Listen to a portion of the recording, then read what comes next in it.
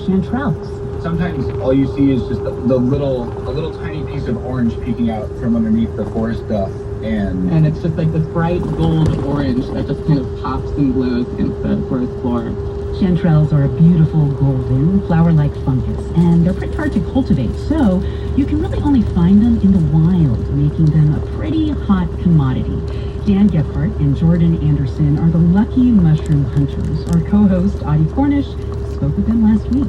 I definitely have heard that there's like honey holes out there. You'll find a drainage and they'll just be orange everywhere, and I kind of thought that was just a folk tale, and this year we found them. My entire experience of this is seeing Nicolas Cage and his pig in that movie earlier this year. So help me out. Can you actually sniff out a mushroom in the woods? Well, every time, Jordan doesn't really believe me, but every time that I have stopped and started smelling the air and said that I could smell them, we found some shortly after that. And I'm not sure if I'm actually smelling the mushrooms or if it's just the way that the forest smells after the first rains. But chanterelles do have a distinct smell. Can you describe it? It's radio, so I always ask those annoying questions. Yeah. It's sort of fruity and earthy at the same time.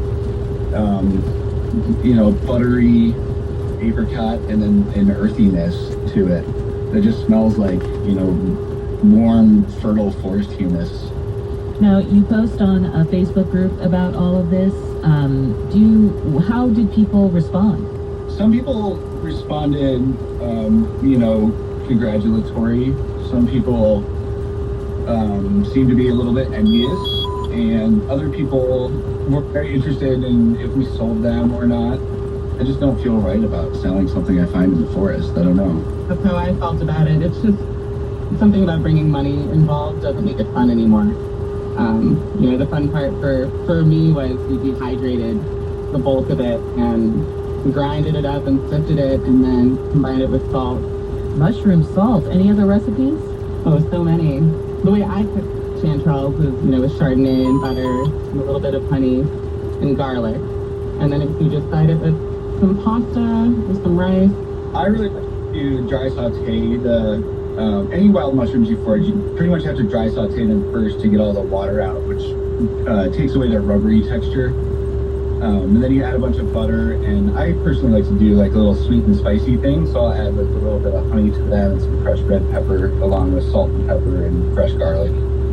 One of my chef friends told me one time with chanterelles, especially, an ingredient that is so fresh, you pretty much just need to help it to the plate. You don't really have to do a lot to it in order to make it great. In the end, is this kind of a journey is the destination type thing? Like, is it more fun to be doing the cooking and eating, or is a lot of this about the adventure?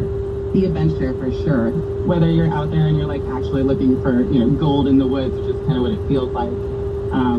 It's just fun to adventure out there and like just have an appreciation for it. For me too, yeah.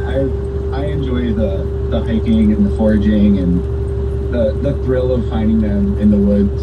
I'd love to eat them as well, and I'd say even more than eating them, I like to give them away. I like to just see people's faces when you show up at their house and hand them a box of fresh chanterelles, Well, Dan Gephardt and Jordan Anderson, thank you so much for speaking with us. Thank you. Thank you so much.